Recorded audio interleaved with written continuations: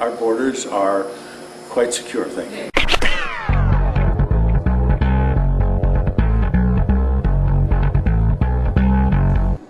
It is Friday, July 2nd, 2010. Welcome to The Chaser. I'm J. Patrick Morgan, your host. Pete Stark, 78-year-old California congressman from the 13th Congressional District, was hosting a town hall meeting in Fremont, California last Saturday on the 27th of June. And when questioned by the members of the Minutemen group about border security, he had this to say. If you knew anything about our borders,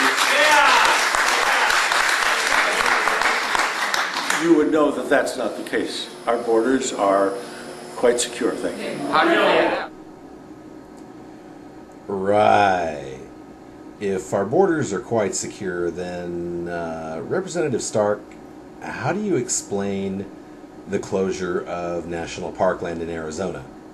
How do you explain drug cartels maintaining permanent lookouts in the hills in Arizona? These guys ain't legal. You know they're up here illegally. You know there's danger down there in southern Arizona.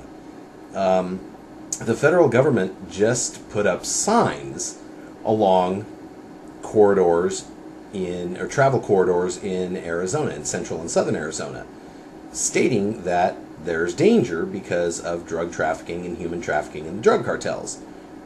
How do you explain that, Pete Stark? Now, a little bit later on in that discussion, there was talk about building a wall.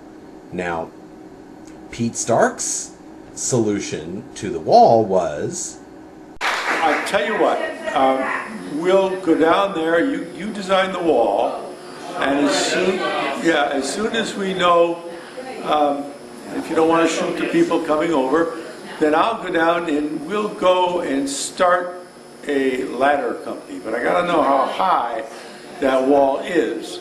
And I'll sell a whole lot of ladders for people who want to come. wow, so Pete Stark, in other words, wants to support trespassing any way he can.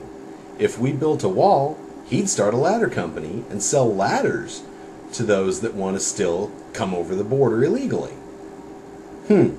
I guess we know where Pete Stark stands on illegal immigration.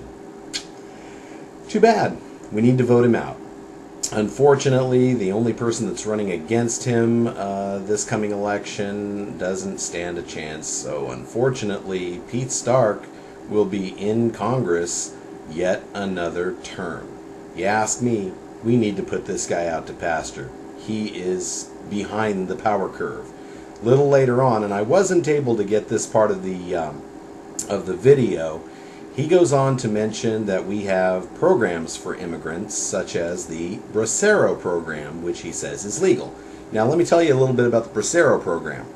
The Bracero program was started in 1942 as a way to get labor from Mexico up here into the United States legally.